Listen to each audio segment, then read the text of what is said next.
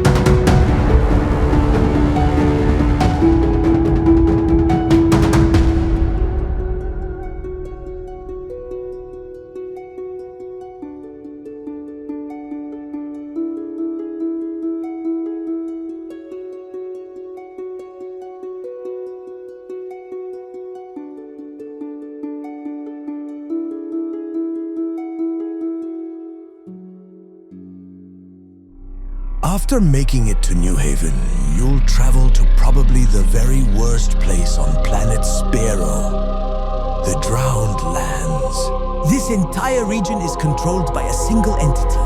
They call it the God of the Lake, although he goes by another name, Kithlitador. This so-called god is currently turned to stone, but he is still able to use his mind. He sends horrible visions to those around him, driving them to madness until they give in. Once they've surrendered to this monster, they no longer control themselves. They are part of a single entity. And while they do not need to eat or breathe, they desperately long for it. As some of them haven't taken a breath for over a century. Do not trust anything around there. You never know if they are part of it.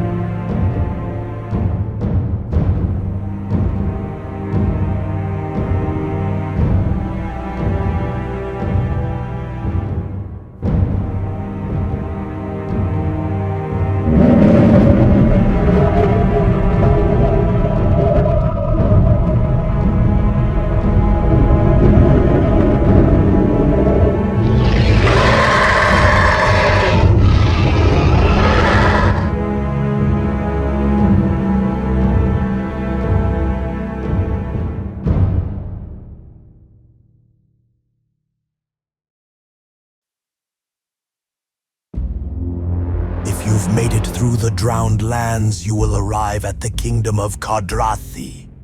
This kingdom recently fell victim to the god of the lake. A kingdom ruled by tyranny would never listen to the Unbroken Brotherhood. When the men of the lake marched on Kadrai, fear and madness fell upon the capital.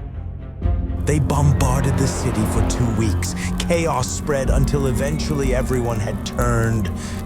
Now the god of the lake has an additional 500 humans in his army. But be careful around those parts. While the men of the lake have marched further north, some still remain. Don't trust anyone there.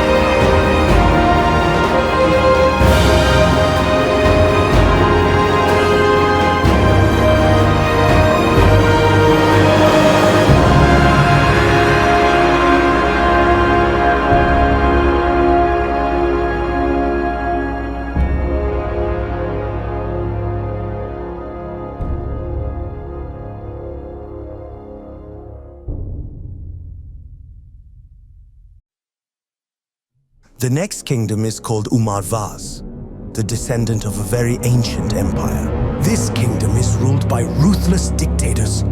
While they haven't been attacked in a long time, they too have a miserable existence. They are all slaves working permanently in the mines. That is, until they collapse. At that point, their bodies will be thrown onto the piles and their children will replace them. And if anyone tries to escape, the skin men will hunt them down.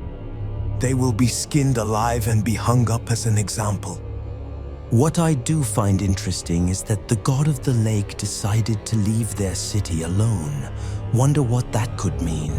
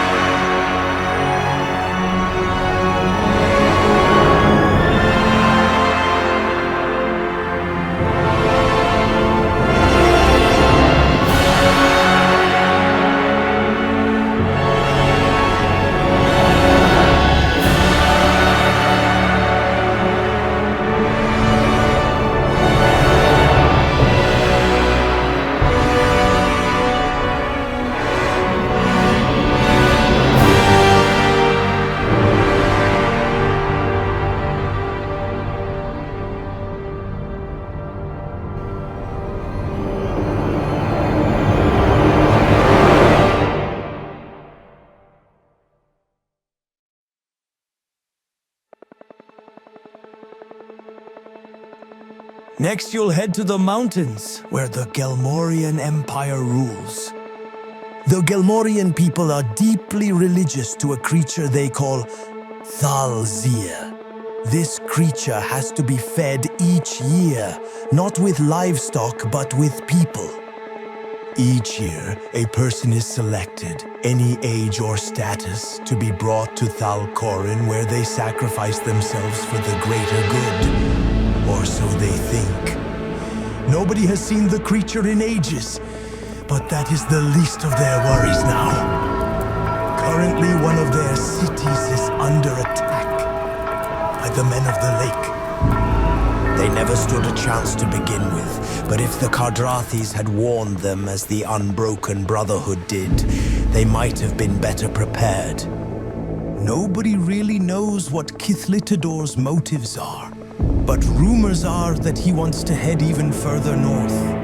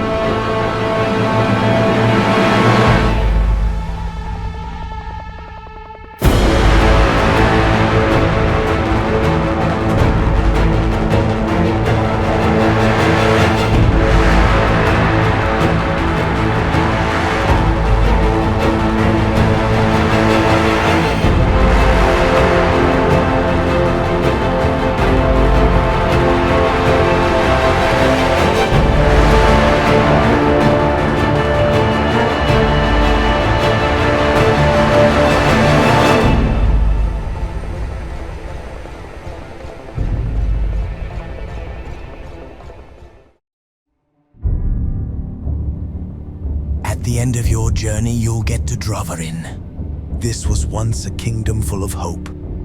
The capital was ruled by the mighty Galorian Empire. After they left, some wizards saw an opportunity. Now the people are slaves, treated as livestock. Be careful, barely anyone gets to leave the city. The people are constantly being watched. If it isn't the wizard's gargoyles, it would be the god of the oak.